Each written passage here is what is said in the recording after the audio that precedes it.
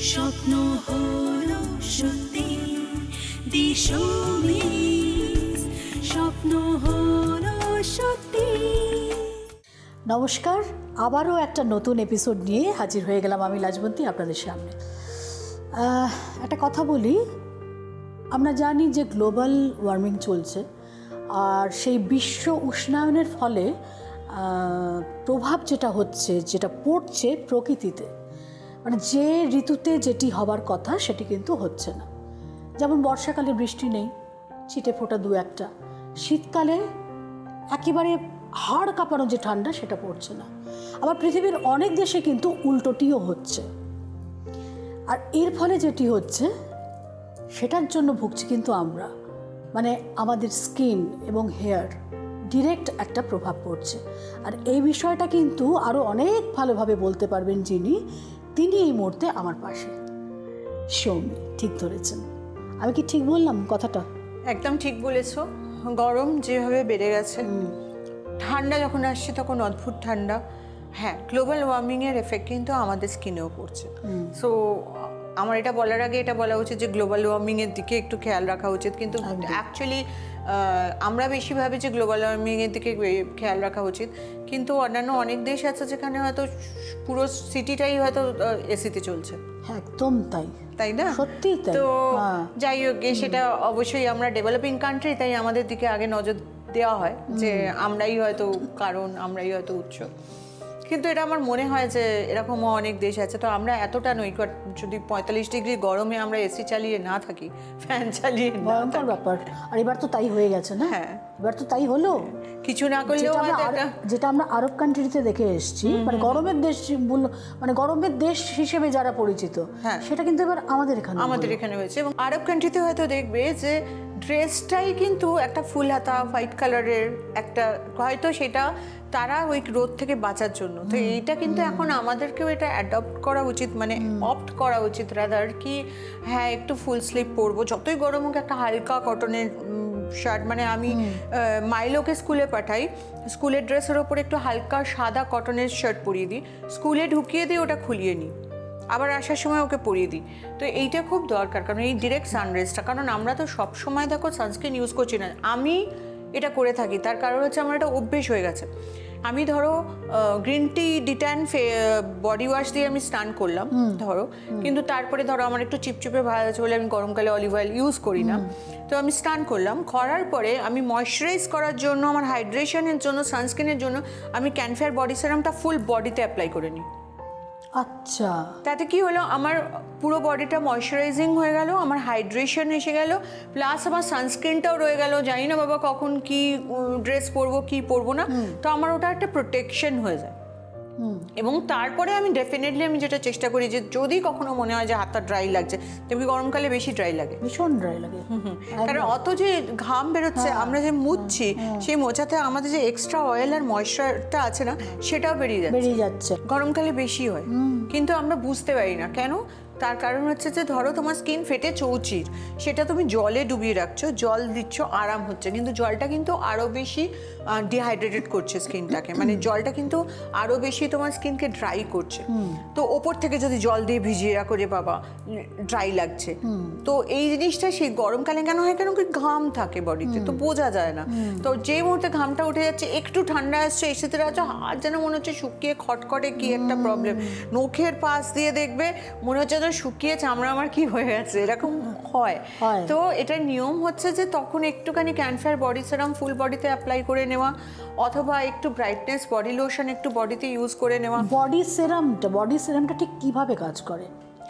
Body সেরামটা actually দেখো, আমরা ক্যানফেয়ার body সেরাম এনেছিলাম যে গরমকালে নিজের জন্য ভেবে এনেছিলাম, যে গরমকালে তো দেখো লোশনটা ইউজ করতে অত ভালো লাগে না, করাই যায়। আমি এখন ব্রাইটনেস বডি লোশন ইউজ করি মাঝে মধ্যে, একটু দিয়ে না ওটার মধ্যে একটু জল দিয়ে মিশিয়ে নিয়ে একটু পাতলা করে ইউজ করি। আমাদের ব্রাইটনেস বডি লোশনটা ভীষণ ঘন, বাট আমার মনে হয় যে লোশন ওরকমই হওয়া উচিত, একটু পাতলা পাতলা লোশন হওয়া ভালো না। এনিওয়ে, ফেয়ার সেরামের কথা যেটা বলছিলে, বডি যে ফেয়ার সেরামটা, সেটা অ্যাকচুয়ালি স্নানের পরে যদি তুমি ফুল বডিতে একটু অ্যাপ্লাই না করে নাও না, অল্প লাগে, ফুল বডিতে অ্যাপ্লাই হয়ে গেল, তোমার কী কী কেয়ার করছে, তোমার বডির হাইড্রেশন কেয়ার করছে, তোমার ময়শ্চারাইজিং এফেক্ট কেয়ার করছে, প্লাস সানস্ক্রিনের এফেক্ট, তিনটে একসঙ্গে কেয়ার করছে।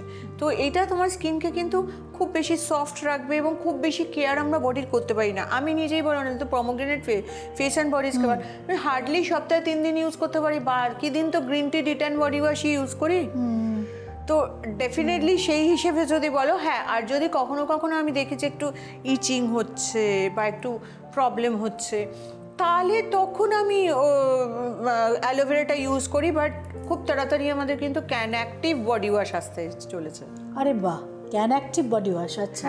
মানে এই গরমে আমরা যেটা ভেবেছিলাম যে মানে এত প্রিকলি হিটের সমস্যা, এত কিরম একটা খড়খড়ে স্কিনের সমস্যা, মানে মানে মোটা হয়ে যাচ্ছে, মানে ঘামের ওপরে ডেড স্কিনগুলো চিপে যাচ্ছে, একটা কীরকম একটা ড্রাই অথচ কীরকম একটা স্কিন হয়ে যাচ্ছে। তার জন্য অবশ্যই পমোগ্রেনেট ফেস অ্যান্ড বডি স্ক্রাবার, কিন্তু যাতে প্রিকলি হিট না হয়, একটা বডি অর্ডার না হয়, সব কিছুর জন্য কিন্তু ঘামাচির সাথে পিম্পল হয়ে যাচ্ছে বডিতে, সেইগুলো কভার করার জন্য কিন্তু ক্যান অ্যাক্টিভ বডি ওয়াশ। একদমই তাই। আর এগুলো তো সব আমাদের হাতের মধ্যেই আছে, তাই না? মানে আমরা ইচ্ছে করলে এগুলোকে নিয়ে আমরা সেগুলো আমরা অ্যাপ্লাই করতে পারি এবং নিজেরা ভালো থাকতে পারি একেবারে। আচ্ছা, এই যে ড্রাই স্কিনের কথা যখন উঠলো, মানে ড্রাই স্কিনে ধরো মানে যাদের পুরো পুরো মানে ফেস থেকে শুরু করে সব কিছু এমনি ড্রাই, মানে শীতকাল, বর্ষাকাল, অমুককাল বলে আলাদা করে কিছু নেই, তারা স্পেশালি কিভাবে কেয়ার করবে নিজেদের? দেখো, এটা আগে বুঝতে হবে আমার স্কিনটা কি সত্যি dry. Body skin normally dry হয়, যেটা আপনাদের হয়তো পছন্দ নয়, কিন্তু আমার খুব পছন্দ, যেখানে এনেছিলাম। কিন্তু লোকে না ভীষণ সোপ বেস বডি ওয়াশ পছন্দ করে, ঠিক আছে? আমাদের কিন্তু সোপ বেস নয়। তো অ্যালোভেরা বা স্ট্রবেরি বডি ওয়াশ যেটা আছে, সেটা কিন্তু স্কিনকে খুব সফট করে। তো যখন আমরা যদি খুব ড্রাই স্কিনের সমস্যায় পড়ি, তাহলে আমাদের অলিভ অয়েলটা আমরা ইউজ করে নিলাম, বা কাস্তুরি অয়েল। তুমি বলছো যে লোকেরা মানে সোপ বেস মানে হচ্ছে ফেনা হবে, এরকম ভাবে না? ফেনা হবে, খুব তাড়াতাড়ি ফ্রি ফ্লো হবে, ঠিক আছে? তা মোমেন্ট তুমি যখন সোপ বেস বানাচ্ছ, তখন ওটা ফ্রি ফ্লো হবে। যখনই তুমি তার মধ্যে একটা এক্সট্রা কিছু দিচ্ছ, যখন তুমি স্ট্রবেরি পাল্প দিচ্ছ, সেটা একটু থকথক করে পড়বে। ডেফিনেটলি হ্যাঁ, ওইটা একটু ইউজ করতে একটু ডিফারেন্ট লাগে। তো স্ট্রবেরি বডি ওয়াশ দিয়ে ধুয়ে নেওয়ার পরে আমি দেখতে পাচ্ছি যে আমাদের বলছে টাইম নেই, যেটা নর্মালি হয়ে থাকে আর কি। স্ট্রবেরি বডি ওয়াশ দিয়ে ধুয়ে নেওয়ার পরে ফেয়ার বডি সেরাম ইউজ করার সময় টাইম থাকে, বাকিটা বলার আমার টাইম নেই। আচ্ছা, এই যে এটা খুব সুন্দর একটা ভাবে আমাদের ফার্স্ট সেগমেন্টটা শেষ হচ্ছে। আমরা এই রেসটা ধরে আমরা একটা বিজ্ঞাপনের বিরতিতে যাব, এক্ষুনি ফিরবো। ওরা আসলে বুঝে গেছে, মানে আমি একটু আগে ঘড়ি দেখছিলাম যে টাইমটা শেষ হয়ে যাচ্ছে, সেজন্যই বলছে আমাকে কথাটা বলতেই দিল না, টাইম নেই। স্বপ্ন হলো সত্যি, স্বপ্ন হলো সত্যি। ব্রেক নিয়ে ফিরে এলাম, আপনারা দেখছেন দ্য শোবিজ, স্বপ্ন হলো সত্যি। আর ওকে যেখানে আমি থামিয়েছিলাম আর কি, সেই কথাটা একটু শুনে নিই।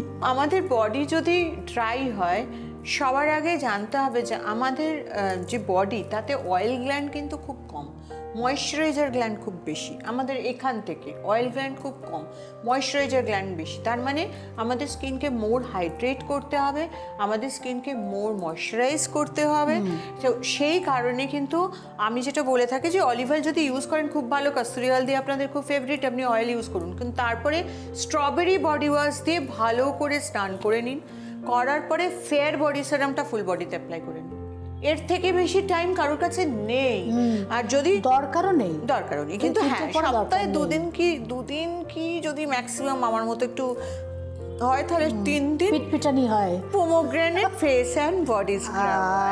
আর pomegranate face and body scrubber মানে আপনি দীঘা থেকে ঘুরে আসুন, পুরী থেকে ঘুরে আসুন, যে ট্যান থাকবে, যদি ঠিক করে প্রত্যেক দিন একবার করে ইউজ করতে পারেন, 1.5 মাসে উড়ে যাবে। সত্যিই তাই, একেবারে তাই। তাহলে এবার আমি একটু শেয়ার করেই ফেলি এটা, যেটা নিয়ে বলার জন্য উস্কুস করছিলাম। আমি রিসেন্টলি একটু বাইরে গিয়েছিলাম, এবার যেটা হয়, তুমিও তো গেছো, জানো যে ওখানকার রোদ্দুর মানে ইউরোপের রোদ্দুরটা তো একদম ভয়ঙ্কর চড়া, কিন্তু আমাদের এখানকার মতো ওই যে পুড়ে গেল যাই করে এরকম নয়। সেটা তো আরো বেশি গেল ওই আমরা। হ্যাঁ, এটাই ব্রাউন স্কিন। এটাই বলা যে রোদ্দুরটা দুর্ধর্ষ চড়া, ভয়ঙ্কর রোদ একেবারে, কিন্তু সেটা একটা খুব সুদিন একটা এফেক্ট, মানে আমার খুব লাগছে না যেটা আমাদের ইন্ডিয়ার ওয়েদারে লাগে, রোদ্দুরটা আমরা নিতে পারি না। কিন্তু তাতে যেটা হয়, যেটা এক্ষুনিও বলে দিল, সেটা হচ্ছে মারাত্মক রকমের ট্যান পড়ে যায়।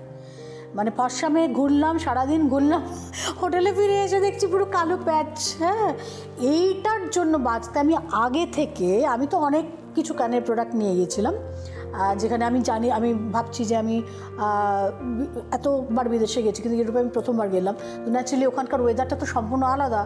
আর আমার যারা বন্ধুবান্ধব আছে তারা অনেক কিছু আমাকে জানিয়েছিল যে এরকম এরকম হতে পারে, পারে, সেটার জন্য আমি প্রিকশন নিয়ে গিয়েছিলাম। কিন্তু আমাকে মানে বাঁচিয়েছে ভাবতে পারবেন না। আমাকে দেখে কি মনে হচ্ছে আমি তো কয়েকদিন আগে ফিরেছি, মানে আমাকে বাঁচিয়েছে এক্ষুনি। যেটা ওই সন্টু মোনার কথা যেটা বললো, আমার এখন এইভাবেই আমি ওকে ওই প্রোডাক্টকে বলি, পোমোগ্রেনেট ফেস স্ক্রাবার এবং তোমার ওয়াশটা দারুণ দারুণ, ভীষণ ভালো কাজ দিচ্ছে, এবং সানস্ক্রিন।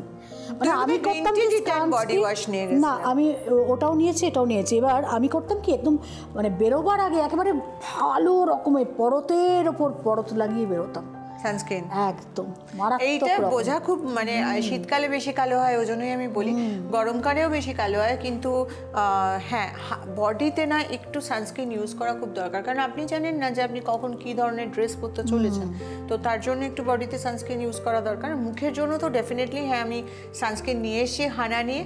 তবে একটা ছোট কথা বলি, একটু হয়তো ডিরেল্ড হয়ে গেছিলাম, যে মেয়ে আমাকে একটু বলছিল যে মামা তোমার সব প্রোডাক্টগুলি খুব ভালো, এত প্রোডাক্ট নিয়ে যেত পিকেটিংয়ে, মানে কানাডায় সবাই প্রোডাক্ট নিয়ে নিত, এবং সত্যি ওখানে না হেয়ারের মানে শ্যাম্পু না সেভাবে আমার কোনোদিন ভালো না, ওখানেও নয়। তো মেয়ে শ্যাম্পু নিয়ে যেত, সেটাও চেঞ্জ হয়ে মানে খুব পছন্দ ছিল না। বাচ্চাগুলোর ক্যান অ্যাক্টিভ, ক্যান ফেয়ার সেরকম খুব পছন্দ, কারণ ওখানে ভীষণ পিম্পল একদিনে সমস্যা হয়। তো আমাকে বলে বলে বলে বলে আমি না গেট আপ চেঞ্জ করেছিলাম। আবার ধীরে ধীরে ধীরে ধীরে না আমি আমার মানে পুরনো গেট আপে আসার চেষ্টা করছি, বাট সেরকমভাবে না, একটু অন্যভাবে। এবং সেখানে যেটা করতে পেরেছি, সবার আগে যেটা পেরেছি, সেটা হচ্ছে ক্যানফেয়ার সেরাম।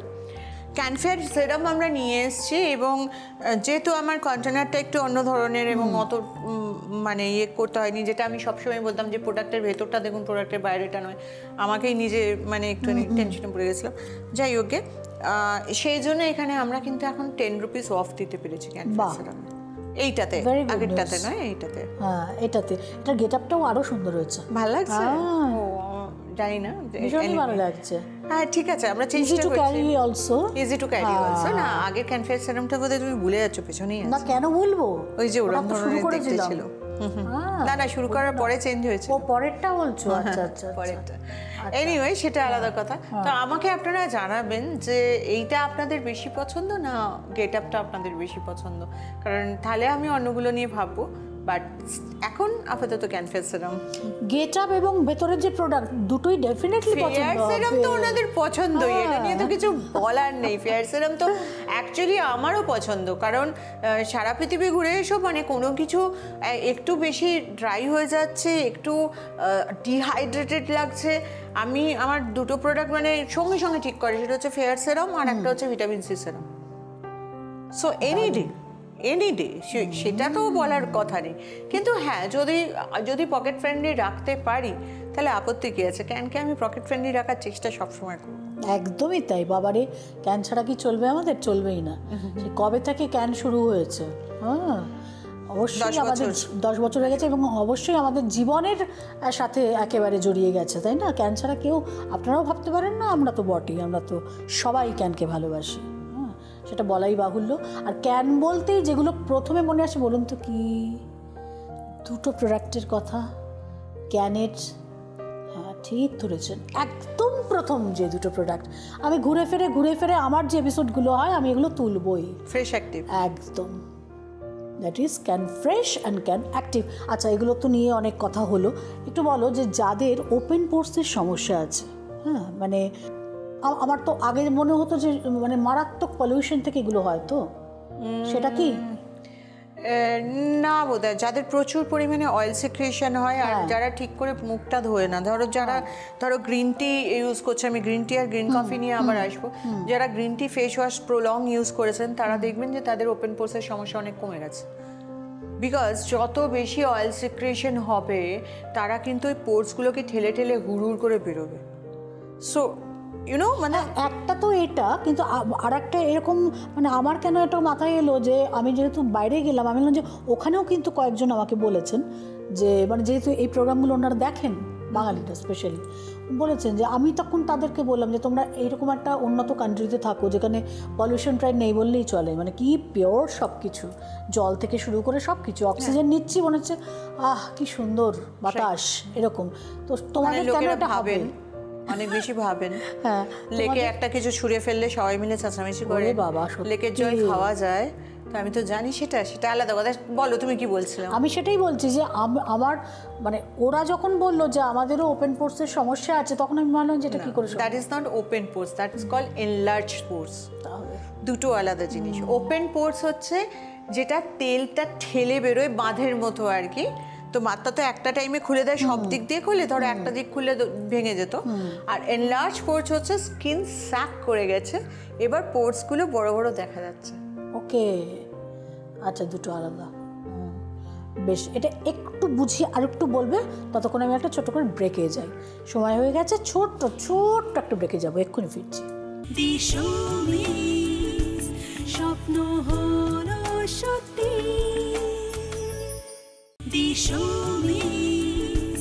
স্বপ্ন হলো সত্যি।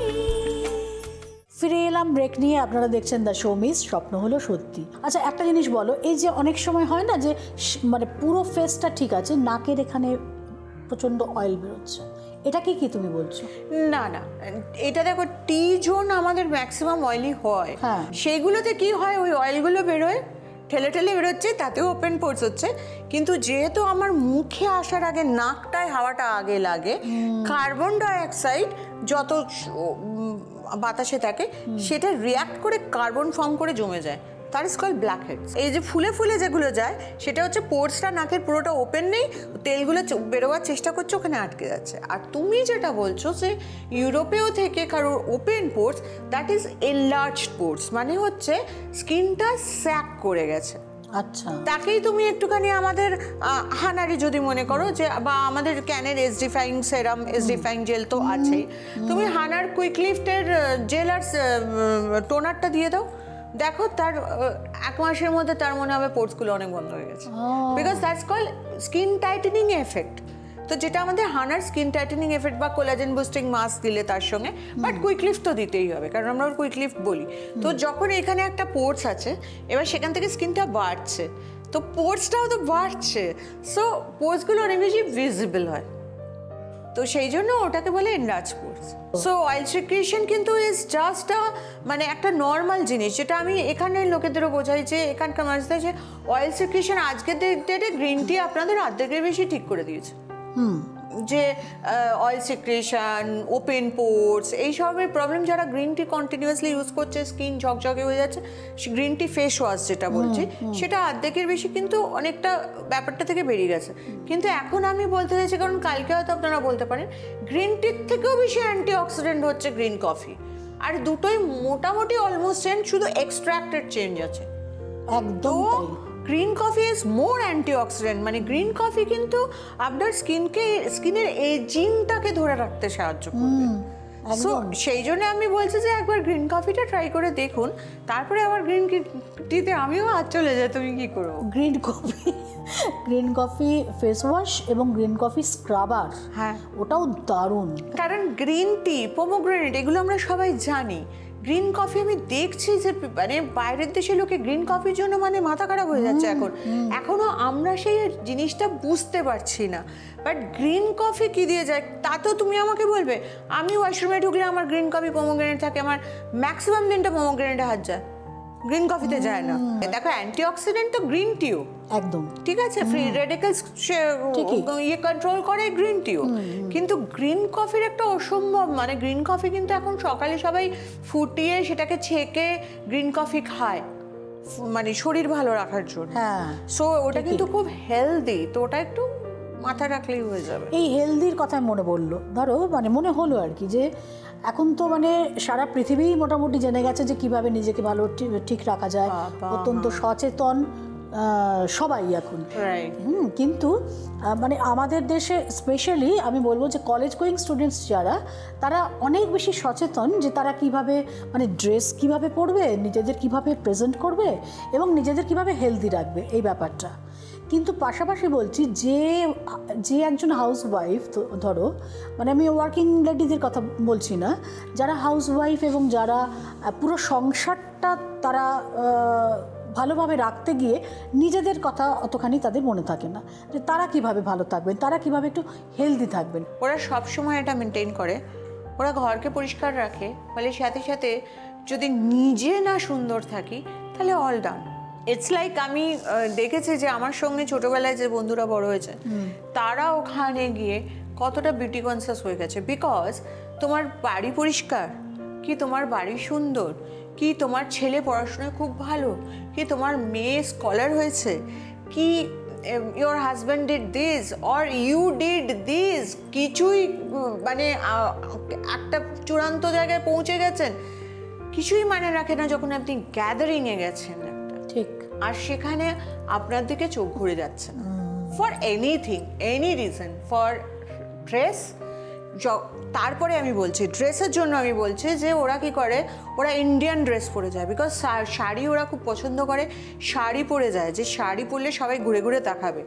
শাড়ি পরে যাওয়ার সঙ্গে বলে চাপ সৌমি আরও বেশি আসে। আমার হয়েছে, আমার একটা ফার্ম হাউসে একটা বিশাল পার্টি ছিল, ওখানে আমি শাড়ি পরে গেছি, মানে আমারই নিজের মনে হচ্ছে বাবা হাতটা কালো হয়ে যায়নি তো, মুখটা সবারই তো দেখছি কি সুন্দর স্কিন, চুলটা মানে মানে খারাপ হয়ে যায়নি তো, ড্রাই হয়ে যায়নি তো, মানে এত কনসিয়াস হয়ে গেছিলাম। সো এটা কিন্তু সব জায়গায়, যে আপনি যখন যাবেন তখন আপনি নিজেকে প্রেজেন্ট করছেন এমন একটা চেহারা যেটা, এটা ভীষণ সুন্দর লাগে আমার এই কথাটা, এমন একটা চেহারা যেটা জীবনে আপনি নিজের দুটো চোখ দিয়ে দেখতে পাবেন না, বাকি সারা চোখ দুনিয়ার চোখ কিন্তু দেখতে পাবে, তুই নিজের স্কিনকে কোনোদিন দেখতে পাবি, রাইট? তো এইটাকে সুন্দর রাখাটা খুব দরকার, এটা আমার মনে হয়। এবং এখন মানুষ অনেক, সেটাই আমি বলতে যাচ্ছিলাম, যে বলেওছি যে মানুষ অনেক সচেতন হয়ে গেছে নিজেকে কিভাবে ঠিক রাখবে, নিজেকে কিভাবে হেলদি রাখবে এবং নিজেকে আরও কিভাবে সুন্দর করবে। একটু কাটছি যে আমার মনে হয়েছিল অনেক সচেতন হয়ে গেছে, কিন্তু বাইরে যাওয়ার পরে যেন মনে হচ্ছে আরও হওয়ার দরকার আছে ডেফিনেটলি, স্পেশালি আমাদের দেশে অনেক বেশি কিন্তু হওয়ার দরকার আছে বলে আমার মনে হয়। এটা নিয়ে না আর একদিন গল্প করবো, আর এই টপিকটা নিয়েই অনেক কিছু বলার আছে, সেগুলো একটু শেয়ার করব। কিন্তু আজকের মতো কিন্তু বিদায় নিতে হবে, কারণ ঘড়ির কাঁটা বলছে এবার আমার টাটা বাই বাই করার পালা। সবির সাথে এবং আপনাদের সঙ্গে দেখা হবে আবারও অন্য কোনো পর্বে। ততদিন ভীষণ ভালো থাকুন, আর হ্যাঁ অতি অবশ্যই সুন্দরও থাকতে হবে। নমস্কার। স্বপ্ন হলো সত্যি।